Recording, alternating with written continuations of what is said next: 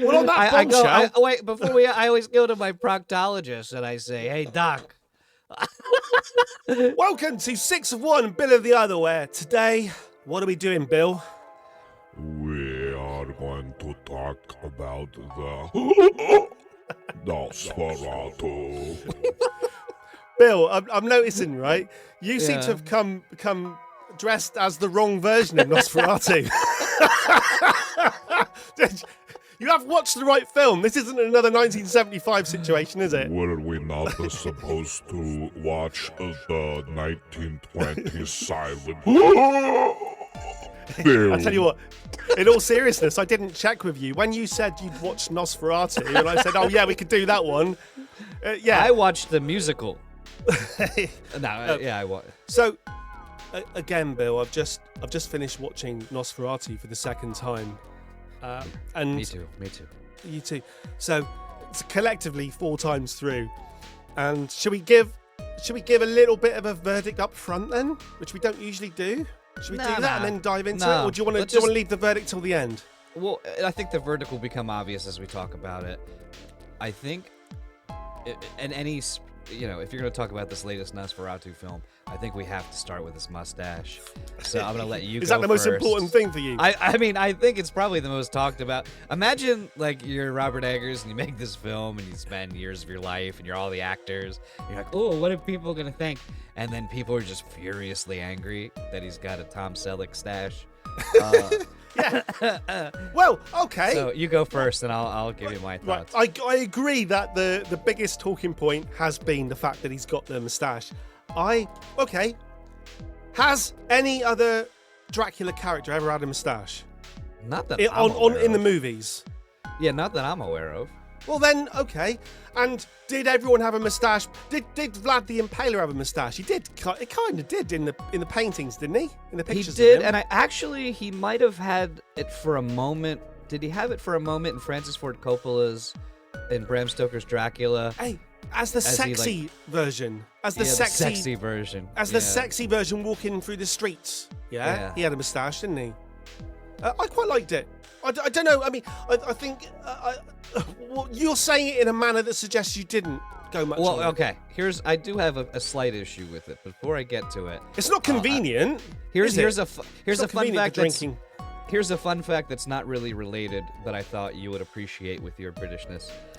In Caesar's visit to Britain for the very first time, in his Commentary de Bello Gallico, which means commentaries on the Gaelic War, Caesar described the Britons as being similar to the Gauls in many ways. One notable description is that they painted or dyed their bodies with woad, giving them a bluish appearance, which made them look more fearsome in battle. He also noted that they had long hair and shaved their entire bodies except for the head and upper lip, which shows you that the Romans didn't even have a word for mustache. And they also described the people from Gaul, which would later be France and Germany, as having the same, except for they had a tight loincloth to cover their enormous genitals. This is absolutely true. Is that true? It's absolutely true? Yes, you can read Roman history. Yeah. The French come out of this better again. Yeah, so well, French. I just picture like the British being like Nick Offerman, Tom Selleck. What's the guy in all the westerns with the big? And they're all just shirtless, painted blue, like waited for Caesar to arrive. Well, anyway, so beyond my little fun fact, here's the thing. Yeah. Robert Eggers made a point, which I think is a valid one, that try finding an Eastern European nobleman at the time who did not have a mustache. And I think it's a good point. Here's my problem, though. This is a very scary film. And there's a lot of ambiance, there's a lot of work with color, a lot of work with light, a lot of work with sound, And I think, I don't know if I can say the word on YouTube, but I'll say a lot of the attacks appear as to be assault of a sensual nature. And so I think it's very inappropriate to me that every time this starts and he bites into somebody, they just start giggling because the mustache is tickling them. Tickling them! So, like, they're just on all of the scariest moments, they're just laughing, and I just thought that was a bit much. Yeah. No, in all seriousness, I didn't mind it at all. I thought it was fun. It was all right. It was so. The breathing got on my nerves more than the mustache did. Well, I get that he's a vampire, but every once in a while, like if you're just sitting in a room with somebody and it's like, hey, Bill, how was your day? And I was like, my day was very good for you. Like it would be a little distracting, you know. What's the? It's a misophobia or something, isn't it? There's a word for it where people that I've got it a little bit. I've got it with. I can't. The thing is, once you tell somebody a phobia of yours, everyone does it to me. I found this, so I've got an issue with people that yawn talk. Right? If someone's yawning and they start talking at the same time, right? But people if you're watching at home, I have a phobia to sending me lots of money. So please don't do that. Yeah. Funny, right. And then people that I know Ricky Gervais has got this. The sound of eating. If you hear someone eating. Oh right? Yeah, especially with the mouth open. Like right. Yeah, and then the sound of someone breathing, and it can drive people up the wall. Yeah. So if you've got a phobia of the sound of someone breathing, I'm telling you now, this is not the film for you. Yeah. The sound design. Every time he's talking, and every time he speaks, I was distracted. The second time I watched the film, I could pay more attention to what he was saying. The first time, I'm like, and as a former smoker, I think it's probably some fear of mine that I'm just shuddering at. Like, and that's you the should thing. really see a pulmonologist or whatever they call the lung doctor. Well, that's the thing. When we were first making our music, not sexually together, a few years ago, you sounded just like. This Bill Skarsgård. Yeah, you did. You sounded just like him. You sounded just like Count Orlok. And since you stopped... I also spoke with a Transylvanian, a Romanian accent when I first met him. I am from New Jersey. It's true. And you're a completely different person now since you stopped smoking. Yeah, it's been 11 years. Let's dive straight into that aspect of it, because I thought the sound design was really good, right? Yeah. So whereas you're picking up on that, I immediately loved the fact that, to me, right, just hear me out here. Is this what he was going for, okay? Dracula, a vampire, finally being properly depicted as like the undead, the living dead. Yeah. A corpse, and how a corpse... So if you think about vampire films over the years, right? It started off with... It became the Christopher Lee thing.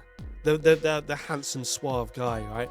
And in recent years, it's become the kind of teenage thing where the vampires are just good-looking, all the sexual stuff. Whereas the idea of a corpse, a walking, talking corpse, and I thought they got that across quite well. I like the sound of just speaking sounded like such an effort to speak and to breathe. I quite like that. It really threw me because I've only seen dead people at funerals, and I just assumed rotting corpses were sexy. So it really lost my naivety seeing him wasting away. I think you're right. I think it's interesting. We could talk about it. I thought it was one of the high points of the film for me. That's all I'm trying to get across. Well, and we could talk about it later in the sense of like what metaphor he was going for with the whole thing with her making out with a corpse, because like obviously in like Bram Stoker's Dracula, she's making out with Gary Oldman, and who wouldn't, you know? But when she's tongue kissing the corpse at the end of this. It's funny, for me, I'll say it was a little difficult to watch. I could see maybe for others, maybe for other people barking at the moon right now, it was a sexy scene. And I think it was a good choice, and I have I might as well go into it. I think the question, and he alluded to this film sort of being about sexual assault and, you know, predators in that sense. I saw it more as almost like a substance abuse thing.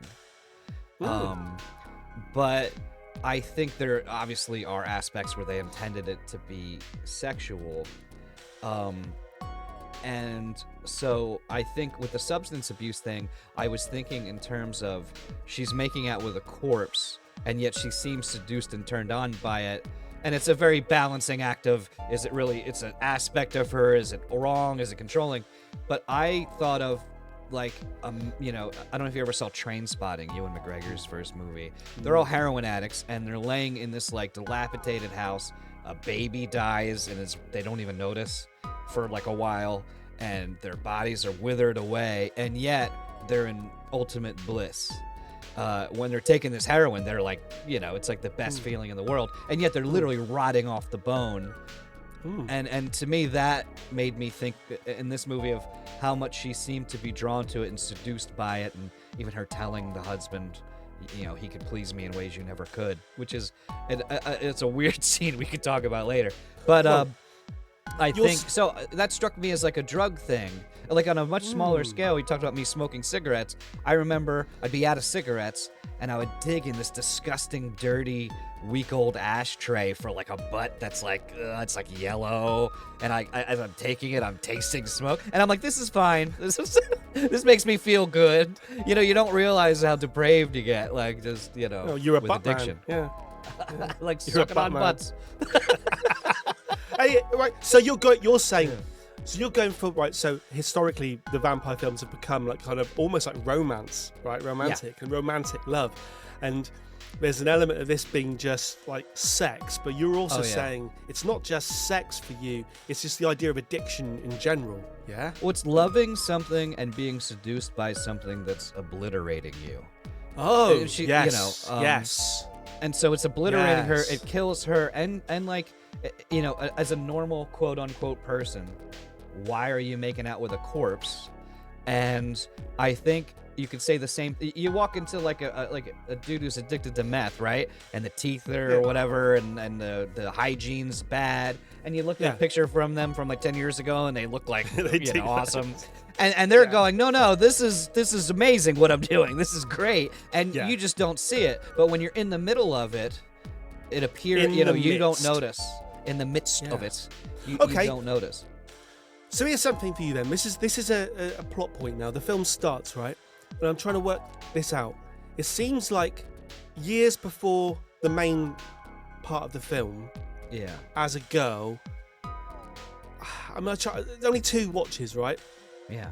She's kind of yearning, she's lonely, and she's kind of almost praying for someone to come and cure of her loneliness or some passion. And then eventually, so that happens, and it kind of gets worse and worse until eventually it manifests later in the film.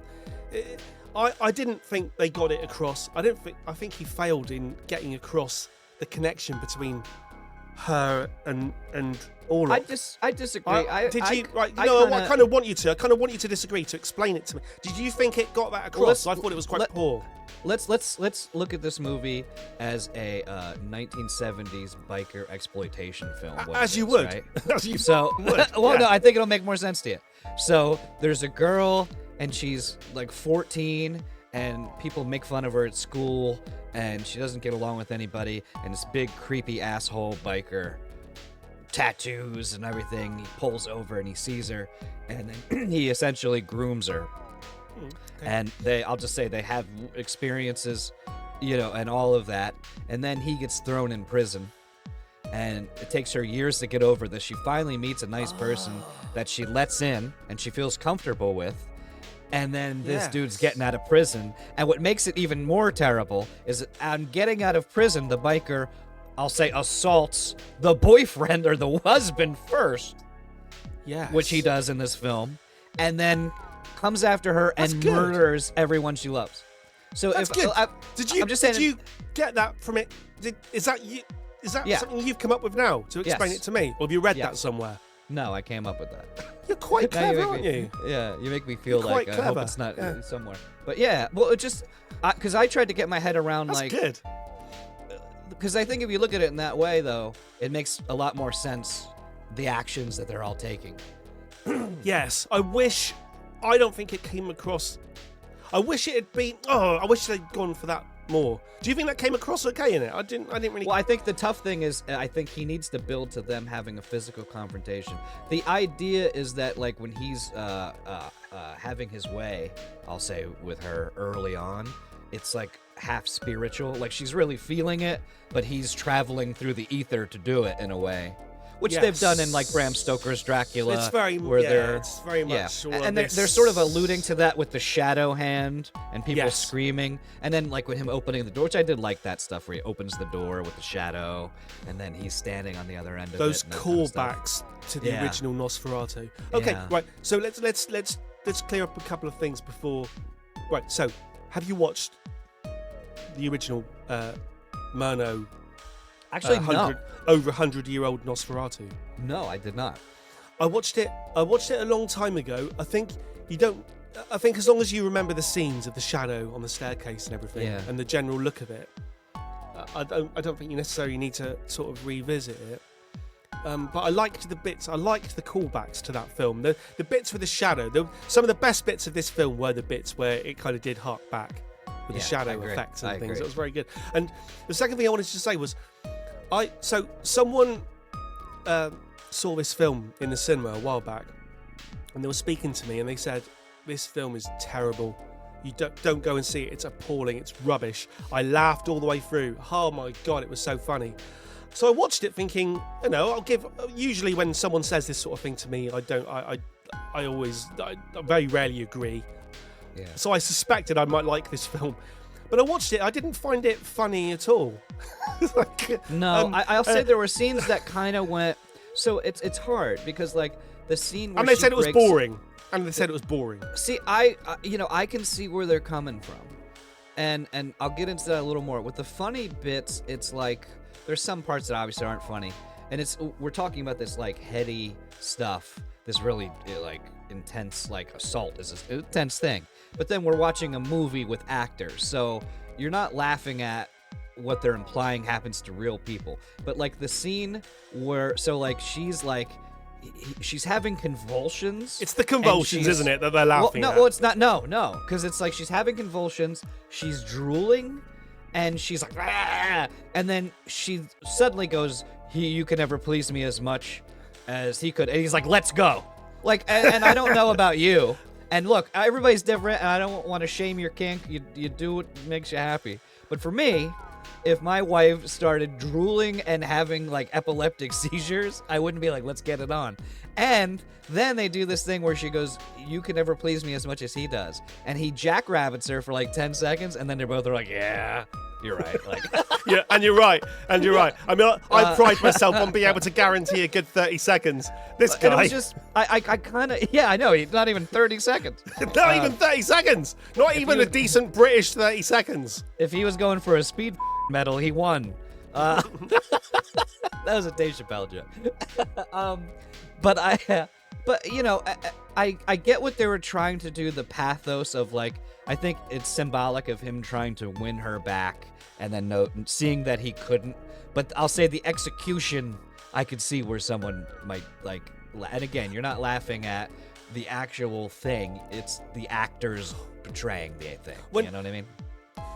They said it was like funny all the way through. I'm assuming they mean I wouldn't say all the way through. that. Well, A few they were people bored. overact a bit. So A few people say it was overact a bit. boring, and I think that the Lily Rose Depp acting of the convulsions. I think people were probably laughing at that and not with the character. So I wouldn't. Yeah, I think her acting. Possession is again. fine. Everyone's doing Yeah. Possession since we watched Possession, Yeah, right? everyone- Every film references Possession. Possession's so hot right now. Yeah. But like, I thought her acting was fine. I could see with the boring, because I found myself like looking at my phone sometimes. And here's what I actually had to stop, because I think if you do the math on this, cinematography great. I would say the acting is good. Sound good, like the vision of it good. So I'm like, why do I not care? And for me, I think there was no strong protagonist. Because if you really think even the ending of the movie is like, just give him what he wants. And I think like I think the poor guy who ends up, he's going to play Lex Luthor in Superman, Nicholas Hoult. He has a very thankless job there. And so, like, for instance, his first, when he first meets Count Orlok, I think none of us, I don't care if you're watching this and you're in the Special Forces, he's gonna win a fight. Like if you go to see him, you're gonna end up, And I thought that was the most disturbing image of the whole film was when he was feeding on him, and it was so animalistic. That was really disturbing. Yeah. But I think bring in just to chip in there just for 1 second. I've never seen that before. It's always been a bite to the neck in a kind of sexual right on the manner. heart. Yeah. To actually have a vampire character just literally going straight into the chest and drinking it and being over it and drinking it. That is so. It's like that is and like noises, it's all about sex. It's animal sex. Well, and the noises he was making while he was doing it. But I think what's tough is like, and I get it. I'm not saying, but like he goes in there and the guy's like, yeah, you're not leaving, and I'm gonna kill you or do all this, and every character is just like, oh shit. No one does the Arnold Schwarzenegger like I'm gonna fight you really hard and then still lose like easily, but at least like go like there's fight or flight, correct? So when you're in these situations, you fight or you run away, and everyone in this film ran away except for like the one guy in the ship, and then he's like, I'm not gonna fight, I'm sorry, and I'm not saying realistic's a weird term to use with this film, but I think I understand why the characters would feel that way, and who knows, I might do the same thing. I might curl up in a ball and cry if I came across this. But I think watching it, it's literally like a bad guy just getting his way, the end. Because they've talked about her making like a feminist stance to win at the end. She literally goes, just give him what he wants. So I thought, right, so having watched it just a few minutes ago for the second time and being faced with that ending where she kind of gives herself up. Let's face it, well, it's terrible. And I don't even say the R word on YouTube, but yeah, she basically allows herself to be to save the world or to save the city or whatever.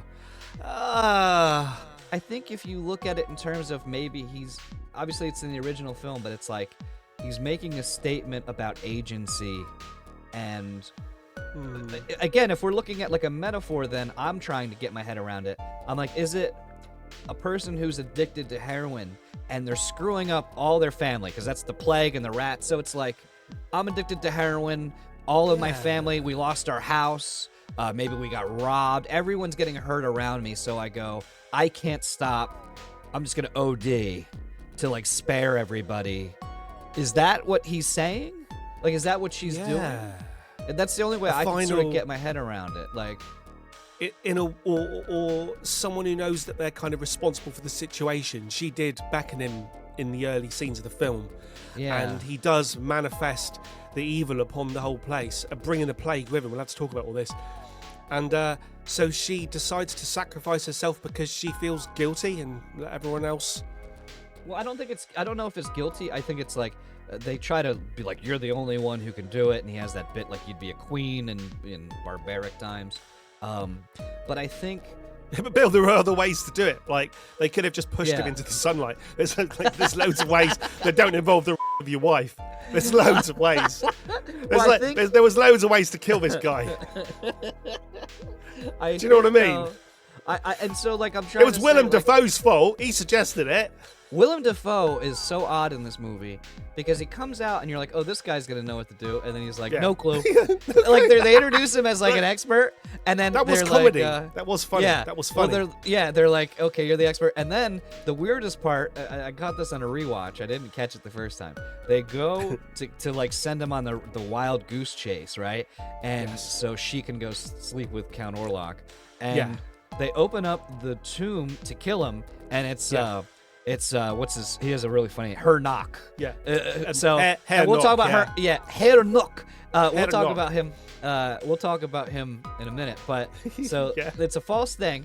And then Nicholas Hoult, who's Thomas Hutter, he goes, "You've tricked me the whole time. I don't know why I'm talking in a British accent in Germany, but you've tricked me the whole time, and it was always to like keep me away. And my wife is about to be murdered." And then Willem Dafoe goes, he starts dancing. Yeah. He starts dancing with joy. Your wife's getting you. I'm killed. No, I thought that was a bit odd. Nah. And then very weird. Very Dude, weird. at the end, like Very imagine if you walked in on your significant other like laying in bed with a corpse, you'd go like pet her arm, and then they go, "Oh, a cat." I think you would do that. You would go, "Oh, a cat." I was like, 6 would do that. Oh, do you know what? Maybe it is quite funny. And I think so. We were talking while we're on Hornok or whatever the heck. Yeah. Another interesting choice in that like he goes from like this guy's a little creepy to like painting pentagrams in his own blood and biting the heads off rats in one scene. So this guy is Nosferatu's equivalent of like the Renfield character, like the servant of Dracula. Yes. I quite liked it. I think so one of the main changes in Nosferatu from Dracula is in Dracula. It's set in like Whitby, I think, Whitby on Sea. It's like an English town. And in this one, it's in Nosferatu, just to try to avoid copyright, which they didn't manage to do. They moved it to Germany. Yeah. And it took me a while to get my head around it, where it was set. It really did. So for a while, I thought it was in England. And then I realised, obviously, they try and make it clear it's Germany. But everyone's speaking in an English accent. Didn't mind that. So I get it. They're all obviously speaking German. Yeah. But we're hearing it as English. Yeah. That's what's happening, I think. Yes. Hunt for Red October style, I think. Also, Chernobyl did that. Where right, all the and you have. spoke with a British I've seen accent. criticism of that's all, and people saying like, "Oh, why aren't they speaking in German accents?" But why would they be speaking in German accents if it's in English? If it's like almost like we've got like a language chip in our head, and we're hearing German as English. I would have loved it into the German accent though. But let's do the. I thought this film was so beautiful. I could have paused any moment, and it could have been like a painting. It was that good looking, right? But I'll tell you what, it's a real pain in the arse to get from Transylvania to Germany by ship. Have you looked at the route you have to take? I mean, or to England in the original. I don't think Bram Stoker thought it through. I had to Google this today. Why the hell would you take a ship? Have you seen it? Why didn't they just take a plane? Exactly, just take a plane. But then all the online comments are like, hang on, have you thought about how you would get the coffin with the soil that he was buried in across land? So it makes sense to put it in a ship, and then he can like feast on the sailors as they go around. I loved how everything had to be a legal document. And I know they've done this since Faust, and and even in the Book of Job, where it's like technically you could do this.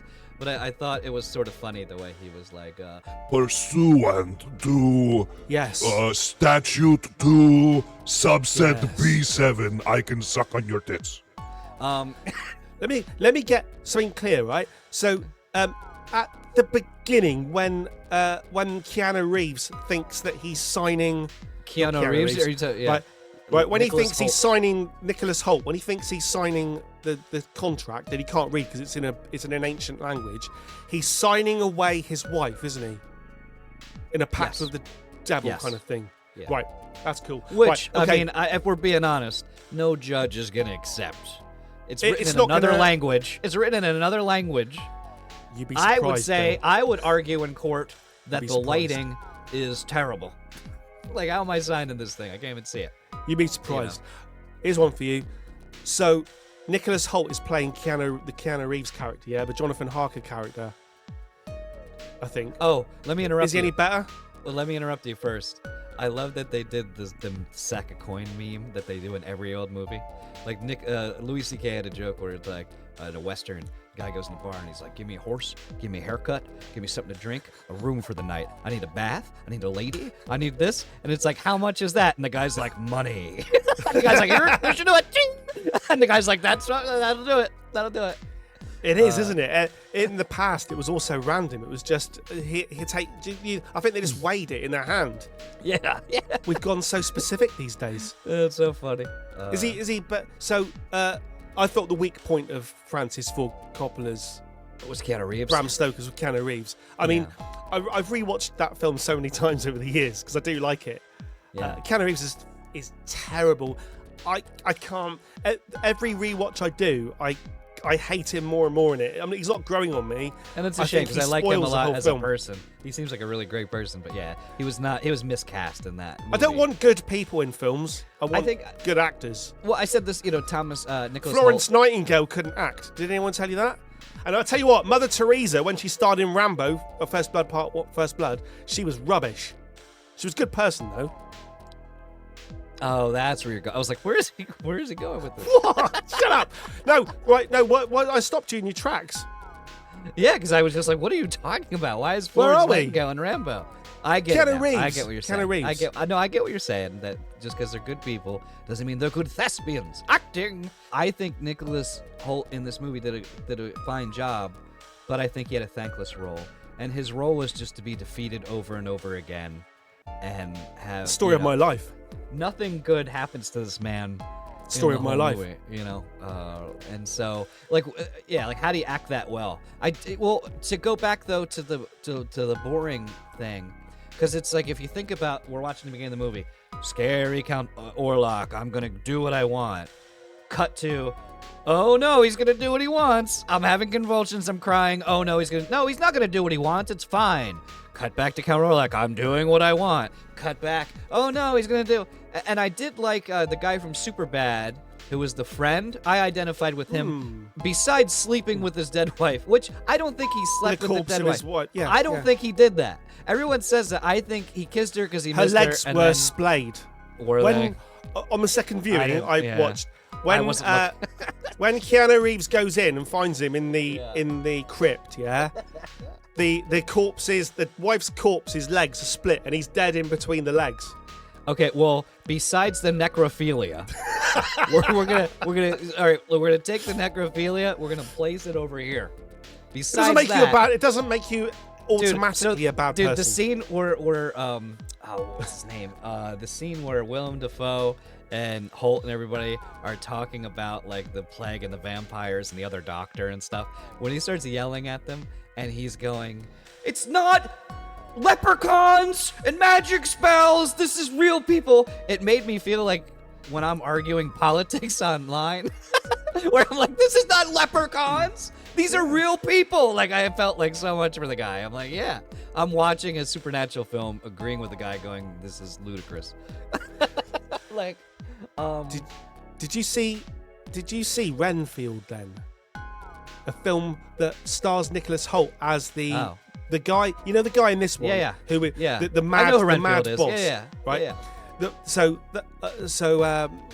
one who goes completely psychotic in this film and bites the head off the pigeon and everything. Yeah, I quite liked all that. Yeah. In this Renfield, isn't it weird to do that?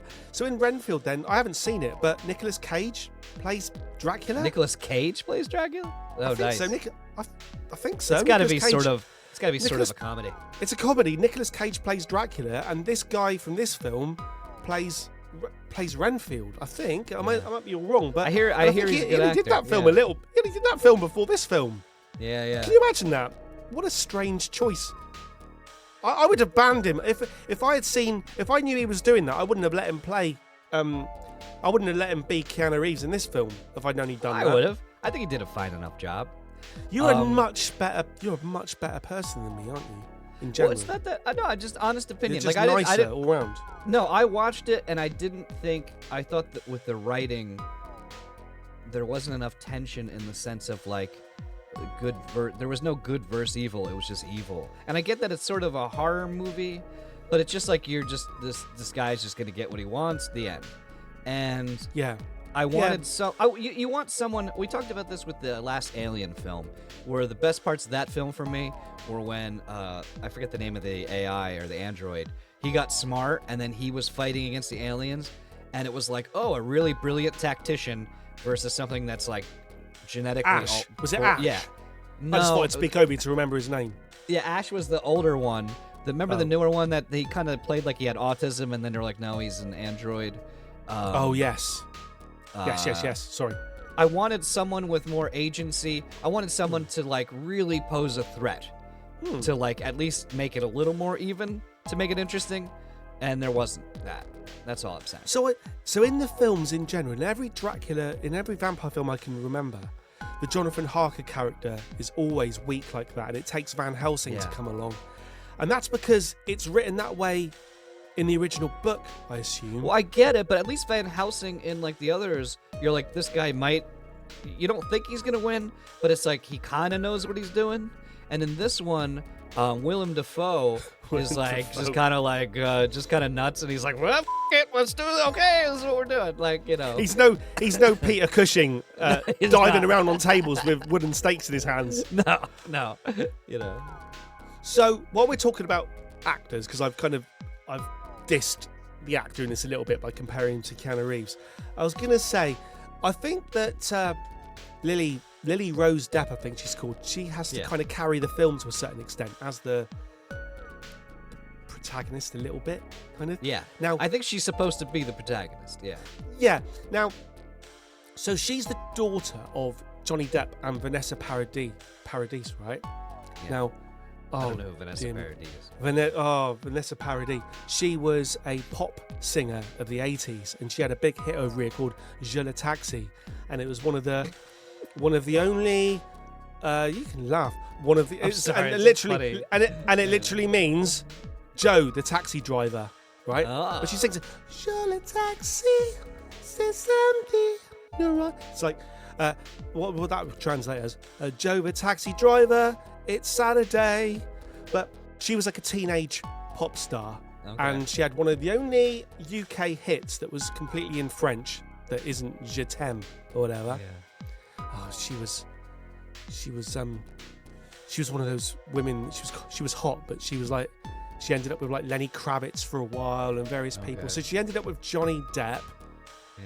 And I mean, all I was saying all of that for was because I wanted to sing a little bit of Je le Taxi. Je le Taxi, c'est samedi. So You just want to show up your bilingual skills. Right. So can she act? And was she any good? I think she was totally fine.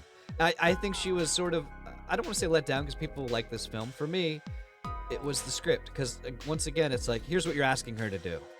I miss you. I'm going crazy. I'm freaking out. Okay, I'm normal for a little bit. I'm crying. I'm freaking out. I'm going normal for a bit. Yeah, I want you too, Dracula or Orlok. Okay, I'm crazy again. And rinse, repeat. And she does that very well. And it's hard to do. You look at that scene we talked about towards the end where she's really having convulsions. Really hard to pull off. I mean, imagine you just stick you in a room and a bunch of crew guys are there and they go, and freak out. And very difficult. And I think she did just fine. But I think with the screenplay, like, it's like she didn't have a lot, like, to do. Like, I don't know how she does that better. Like, because a lot of people wanted to give her crap for it. I think she did just fine. I think she just didn't have a lot, you know. Her role was to sob and to cry. And then to be turned on a little bit. Speaking of, like, faking like you're turned on, it was so funny when she's, like, literally just having an orgasm around all these, like, whatever, 18th century people. And then he's like, clearly she is affected by visions. I was like, Yes. I just imagine, like, a parent with, like, a teenage kid, you know, and it's, like, real loud in his room. Sorry, Tommy's having visions again. Like, it's a weird, interesting way to put it. Then there was the American Werewolf in London moment I wrote down here, where there's the moment where he goes to the pub, the hotel thing with like the Romanian gypsies. I like that scene. Oh, we didn't That talk was really about good. that scene. I loved all of that. That Dude, was when everyone great. just starts laughing at him. Yeah. And the one guy comes out like, shut the f*** up. It was just that, right? So that was great, and all that needed to boost it a bit was Jenny Agutter dressed as a nurse. Let me ask you this. You're going on a trip, right? You're going somewhere. Yeah. You plan this trip. You save up. You're using your vacation at work. You go there. And right when you're about to arrive there, you tell a group of gypsies that you're going, and they all laugh at you. And then an old religious woman cries and begs you not to go. Right? Do you still go? Do you still go? Oh, look, I'm sorry, lady. I'm using my work. I'm using my my comp time. What's the thing that makes you definitely say no is when the driverless carriage pulls up and the door automatically opens. That's the point I go, I'm out. Yeah. Do you think? Oh, yeah. And then when they stake a a dead guy in the heart and blood gushes out all over the place, I'd probably go, hey, that's kind of. And then you just wake up in your bed. Like, that section might have been the best. That actually happened to me at a party in high school. They gashed a guy with a steak and blood can and just woke up in my bed and I was like, whoa, that's kind of weird. To be fair, that happened to me as well. So we have similar experiences in the US and the UK. It's good. Also, do you think like some dude in the Midwest, manager at Walmart, is like eating the heads off of birds and carving pentagrams after when he's not on working? The next thing I wrote is boss, right? Right. If you've got a boss like that, I mean, that guy was doomed. Oh, I'll tell you what. On a more serious note, right? I noticed throughout the film it's quite clever what he's doing. There's crosses everywhere, cross motifs. Like, I mean, at one point it's really blatant. He's standing. It's one of the most beautiful shots of the movie. Around the same time as we're talking, where he's walking down, and like there's the road stretches back into the distance, and there's a cross, and he's on like he's on the crossroads, isn't he? I saw it as like a Robert Johnson thing. He's on the Maybe they're just fans of 90-degree angles. Yeah, that's the thing. I always think of that Bram Stoker where he like growls at it and it catches on fire, the cross. Would it be really funny if the carriage drove up and that automatic door, but then you kind of saw Count Orlok's hand and he's like, shit! And he like, yes! It's just like, it's just pushing like that and then, yeah. Like he's like, oh no. I just saw that when the Jeff Bezos, the spaceship came down and he's supposed to open it from the outside and clearly someone on the inside just easily pushes it open and then someone walks up and closes it and then he has a big tool and he acts like he's opening it it's really funny if you look it up. Did you miss like in Dracula, did you miss like the brides of Dracula? Like I thought one of the cool things with the Keanu Reeves film is it goes to bed and they're coming in bed. But you know, it's like you've got Orlok, who's this like obviously evil, guy, but what's sort of interesting is the people that have lived around him and all their reactions and like how they view him sort of makes it more interesting. And the gypsies sort of did that. And then it's like, did he kill the gypsies or did they just get the out of there? But I wanted to see more at like castle life at Castle Orlok, like other creatures or whatever, something. I don't know. Something you touched on there was when the Jonathan Harker, Keanu Reeves character, Nicholas Hoult, when he gets kind of saved, he gets bitten, he has all his blood drunk, and he gets saved by some nuns, is it? Yeah. I thought that's where we were going to get that kind of Keanu Reeves sex scene going on. You thought the nun was going to have sex with him? Well, what I was actually thinking was, do you remember Monty Python and the Holy Grail? Yeah. Where Michael Palin gets in that castle with all the nuns who they're all a bunch of virgins and they all want to lose their virginity to him. But then John Cleese comes and saves him. And he's like, no, I don't want to be saved. No, it's all right. I was hoping that might happen, but it didn't. Oh yeah, it didn't. I thought the whole movie really could use a good fart gag. I thought there's there wasn't. There's just a loud, long, awkward fart where everyone's silent after would have really just been. A corpse, a walking, living, dead corpse fart would have been fantastic. Like if he's just like he has the kids and he drops the kids and then he just lets out a big long fart. when he had the kids scene, he just drops him and then he just does a fart gag. And that was horrifying as a parent, by the way. That stuck with me. That was when he walks and they really went there. They went there with that one. When he walks by the father and just goes, "Don't wake up." I forget how he sleep or whatever. I was like, shit, like that's your worst nightmare as a parent. Something happens and you just sleep through it, I wondered though, he's clutching a gun. She hears the kid screaming. He's clutching a huge ass gun. And she's like, I'll leave that with him. And then runs into the other room. I get that you're not acting on rational reason, but... Oh, see, this is where a third viewing would help. I didn't really notice the gun. He had a gun, did he? And also, when I think... Yeah, he's clutching a gun as he's sleeping. Right. I think almost any mother, I would say there's always assholes, but like 70% of mothers, even if it's certain death, if somebody killed their kids in front of them, she's charging at that. I'm not saying she's gonna win. I'm saying it's not gonna be like, oh no, it's like, goddamn, I don't care. When she walks into the room and he's standing like silhouetted by the window, he's got a kid in each hand, doesn't he? Yeah. And he finishes eating this one, just drops And then that's great. And, That's great. He really went scary. there. That's great. It's horrifying. I'm saying I think the mother would just charge him. They're playing like you're scared. That I'm is shocking, telling you. though. But I'm telling you, as a parent, man, I would charge a scissor monster if they hurt my kids. Like, I think a mother even more. You'd think, obviously the male is, but I think a mother with their kids.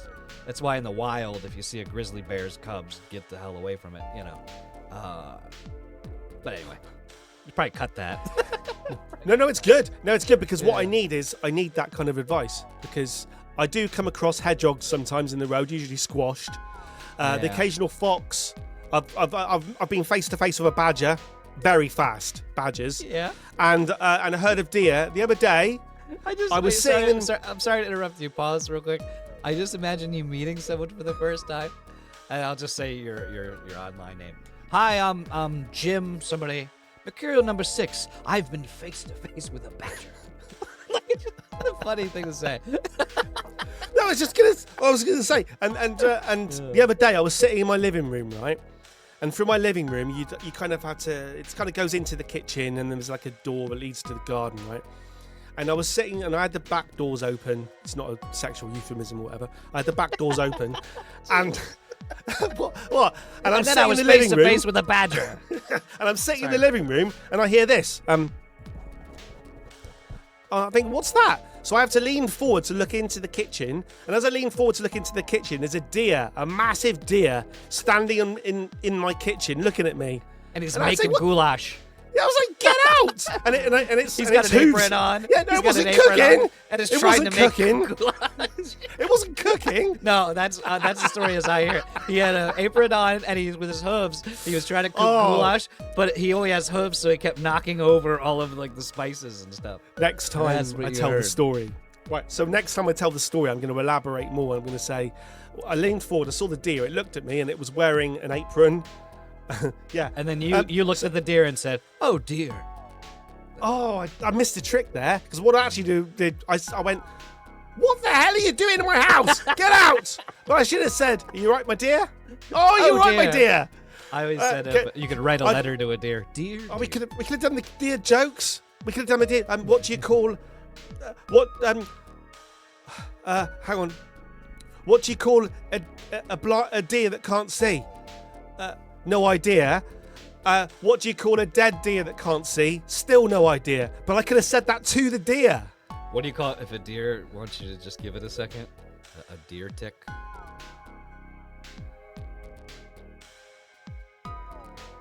Yeah, I just made that up on the spot, and you can tell. My point being, I needed to know this because when I come across, what is it? A pack of beer not beer. A pack of beer cubs? A pack of bear cubs. If I come across a pack of bear cubs, I will now think, this is brilliant, because my friend from New Jersey, who looks a bit like Nosferatu, said that what I've got to do is charge them. Not like, how much? No. How much do I charge them? How much? You have misspoken what I was saying. I was saying that if all hope is lost and someone hurt your children and they're done, you're fighting whatever the that thing is. If it's a nuclear warhead, you're going to punch it. It all depends on how much you like your children. I know people that would walk into that room, see all standing there, child in this hand, child in that hand, and they turn around and they go, right, time for McDonald's, and they walk straight out. That's You're too nice. That's mixed up. Get it? You're too nice. I'm not too nice. Look, because I'm a parent who loves my children, that's not something I should get an award for. That's like saying I brush my teeth. Well, congratulations. Sound design, right? I noticed that there was a lot of rumbling constantly. And it reminded me of like the hum of the monolith from 2001: A Space Odyssey. There was lots of sound design there that I don't think the average person, because obviously we're on a higher intellectual level than the sort of people that are watching this right now, but I don't think they'll notice. That's true. I don't think they'll notice the extent, the great sound design that was going on. And I thought this movie looked great, sounded great.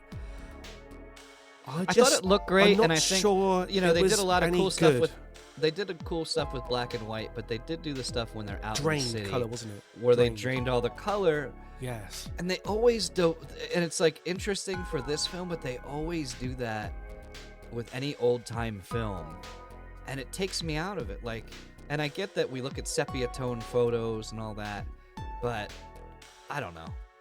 The 1800s weren't just like a Zack Snyder color palette.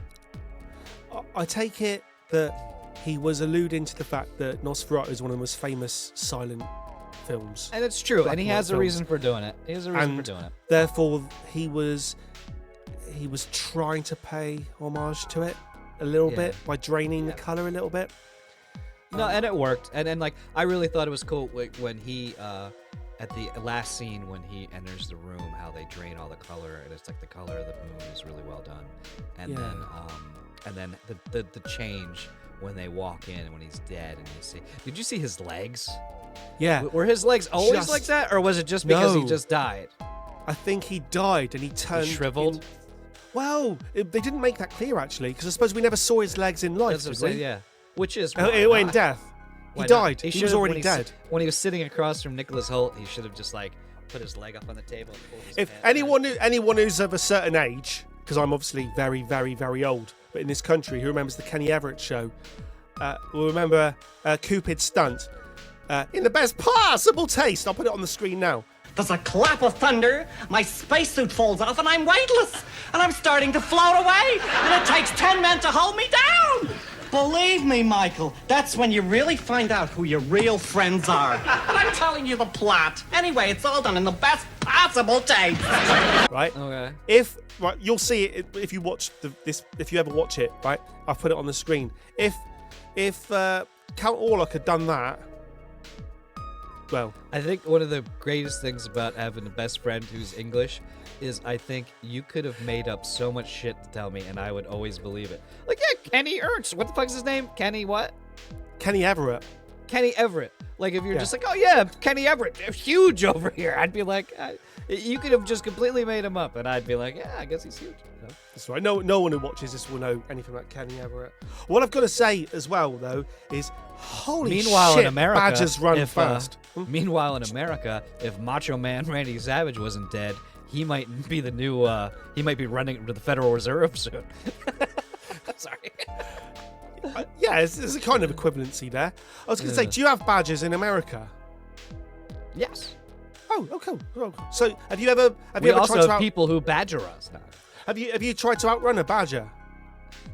Not particularly. They run at the speed of light. At the So company anyway, picnic. I was telling you, right, there was this badger with its nose pressed against my back door. Again, not a euphemism, right? And I saw it, and I said, "What the hell are you doing on my back door?" And this thing ran so fast. Wait, I'm sorry, but I'm sorry, I gotta pause. Again. Hi, nice to meet you. My name's Mercurial. The other day, I had a badger pressed against my back door. Well, it's nice to meet you too. Holy shit! Oh no, it's all too much. I'm sorry. It's all too much. I forgot where I was going. That's very It's fun. all gone. They run fast anyway. They They're run as fast. they- Well, the thing is, right? It takes. That's no, a it's- great it's- story. All right, the other day, I had a badger pressed against my back door, and let me tell you, they are fast runners. That is a story.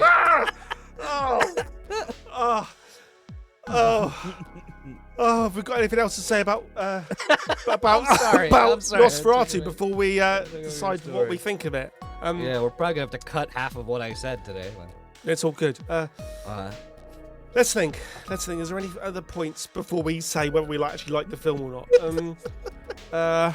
Have you ever had a badger pressed against your back door? Were they fast? Let me help you. I have the product just for you. We'll love to- It seems you have a badger placed on your back door.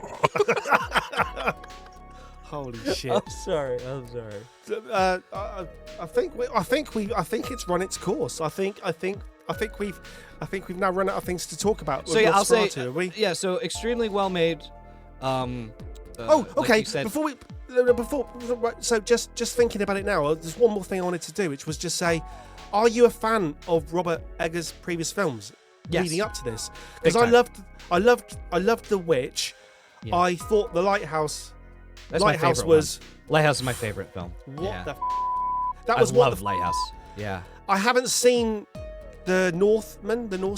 Yeah, I Was like it The called Northman. The Northman. I liked it. I didn't love it, but I liked it. Northman. What's And now interesting you've though, got you talked this about one. The Lighthouse, but what's interesting is the push and pull between Willem Dafoe and Robert Pattinson in that movie is what really kept you on the edge of your seat, along with the mystery of what the hell's going on and all of that. But they're two very strong protagonists that were just different enough that them butting heads was super interesting. And I think what this movie Yes. lacked was you had the one really interesting antagonist, but you didn't have an interesting enough protagonist. Not blaming the actors at all in the screenplay, and it's the service of the story. That's what the story is about. So I'm not saying he should have written an action movie or something, but like just it was like very cool on one end and the other end. Every time they came back, every time you left a scene with Count Orlok, I kind of was like, oh, did they get any emails or Yeah. Yeah, well, that leads into really what we thought about the film then. I see, so on the first viewing, I thought, I really liked that. I really liked that.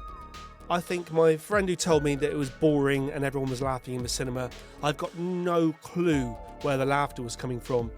And I didn't think it was boring. I thought it was a beautiful film, and I thought it was a nice take, like a different take on a really jaded subject. And on the second view, I thought, oh, maybe it's just boring. So I'm unsure. I need you to help me out. I think extremely well made. I really like the director. I usually like the way he writes. Acting was it was one of those weird instances where everything was well done. But I think, and I think it's tough because he's adapting another story wholesale, where all of his other stories are taking from other stories thematically, but he's making his own. And I thought it just didn't work for me. I've read, I haven't watched any other reviews of this film. Usually I'll hit like a Reddit thread just to see what people think of it. And there are a lot of people that just love the film, and I'm not going to say you're wrong because it's very well made. For me, I kept looking away, and I'm someone who loved The Lighthouse. We talked about Possession. I love Kubrick films. I'm not saying I'm like super smart or something. I'm trying to say like I don't mind taking your time. I don't mind slow burn films. And this one, I kept looking away, and I kept kind of like getting bored with it. And I feel bad saying that because I think if you take it out of context, it's like, oh, this sucks. It's boring. I think the screenplay needed more of attention, where it was just a horror Jason Voorhees walking down and killing everybody at the end, and I just needed a little more. I'm probably repeating myself at this point. No, I think I pretty much agree with you. I think it's a really lovely looking, lovely sounding film. I suppose we should just mention whether we thought the Count Orlok guy, the Bill Skarsgård guy, because I haven't seen it. Everyone keeps saying, "Oh, this guy's becoming like a kind of." Was like he also the guy Jr. in the Crow movie we never watched? Yes, We were going to review the Crow, and then we Yes. saw the trailer, and we're like, we're not going to review this movie. Apparently he was. So apparently, because I don't really know him because I haven't seen it or the Crow. But I think he did a fine job. I He thought was he was super alright. I thought he imposing. was quite- He I was thought he was scary. good. I bought that he was a Russian nobleman. He was very imposing. I believed him. I think all the actors did great. I think you can't write a. Was he different- supposed to be Russian? Eastern European? Isn't he Transylvanian? Yeah, Eastern European. Is that not Eastern Europe? Or am I missing yeah. my Yeah, geography? yeah. Okay, yeah. Is No, that in no, Monaco? I wasn't actually trying to pick you up on. I wasn't trying to pick you up on a mistake there. I was genuinely like a genuine question. Is he supposed to be Russian rather than? Well, I say Russian Rather than because from I think Romania. I think because of the Soviet Union and how big it was, showing our age, I tend to assume a lot of Eastern European accents. I tend to, connotate towards Russia. Yeah, but I don't know. I mean, yeah, Transylvanian's very specific, isn't it? It's, I want to suck your blood. It's like, Well, was he in Romania? Ivana Trump. Was he in Romania in this or Yes. I thought maybe he came from Romania. Transylvania is in Romania. But I thought like it was like Transylvania for Carpathian Dracula. Mountains. Yes, it was the Carpathian Mountains. I guess what I was saying is, I think Transylvania. I should look this up. I think thought- Count I think Orlok's Transylvania- castle is in Transylvania. I thought it was in Romania, but not in Transylvania. Let me actually Google that. I thought it was in Transylvania. Where? Because at the beginning of the film, when the statue's head turns, he turns to Jonathan Harker, to Keanu Reeves, Nicholas Hoult, and he says, "I want to suck your blood." When You are Nicholas correct. Hoult cuts himself on that knife with that You knife, that's amazing at the beginning. I know we've already said it, but that's an amazing scene. And then That is a great scene. He looks at the blood. He looks at the knife cutting into his finger, and the sheer sexual lust. It's like animal. He's just like. That's great. I think I'm with you. I think it's almost. It's no. And I'm by the way, probably- you I'm were probably- correct. It was Transylvania, and I guess it's just west of Ukraine, so you're technically not, but in that area. So I guess I'm showing my Americanism. But, another interesting thing though is the lighthouse does that thing, kind of like The Shining, where it plays on. Are these guys nuts? Yeah. Or is this a real thing they're How much of it's experiencing? happening? Yes, For real. We're Nosferatu. It's definitely. Or was he just frantically masturbating over a porcelain mermaid? And that's all that's happening. But He is possessed That- by that- the that's visions. not- He's not possessed Count by Orlok. visions. He's Count possessed Orlok, by Bill visions. Skarsgård frantically, just frantically. Material number 6 is on masturbating. Pornhub again, obsessed with his visions. He's in the middle of visions on Pornhub. Is Amazon trying to play Shadow Taxi? That'd be funny if it ordered me something crazy after your last comment. If it like lit up there, your porcelain masturbation thing is on the way. If over the next few days you get a porcelain badger come through the post, you'll know that it's as direct. Scratch it up against my back door. Well, on that I bombshell, wait before I always go to my proctologist and I say, "Hey doc." The doc says, "Hey, what's the problem?" I say, "Hey doc, I feel like a freaking badger scratching away at my back door, and let me tell you, that motherfucker's fast." Doctor's like, "Oh, this is the third time I heard this week." on this bombshell, Is that a still behind you of you when the badger was at your back door on the screen? As you turn around. oh yeah, you're right. The other side. The other side. The other side. Oh. You're, Oh yeah, that- you're right. Yeah, is that you? Yeah. Is that you when you realized the badger was at your back door?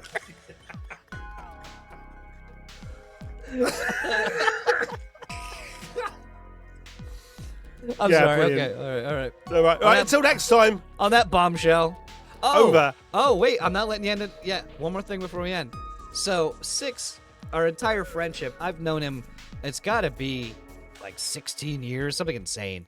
And he's always ended our conversations, even if it's not a bombshell, with "on that bombshell." And I have taken that as my own as well. So when I'm talking to someone, I usually end with "on that bombshell." Well, then I'm listening to a podcast called The Rest is History with one gentleman named Tom Holland. I forget the other guy's name, Dominic, but they're both British. And much to my surprise, they end their podcast. They're talking about, like, you know, the fall of Rome or somebody. And no, I'm thinking they're talking about the Battle of Hastings. And they're like, with that, Edward the Confessor passes away. And on that bombshell, stay tuned for the next episode. And so I bring it up to Six over here, and he's like, "You just now realized that that's an entirely British thing?" I thought he made that up. I thought "on that bombshell" was a Mercurial number 6 original. And I was mistaken. So on that bombshell, Until next time. over and out. Over and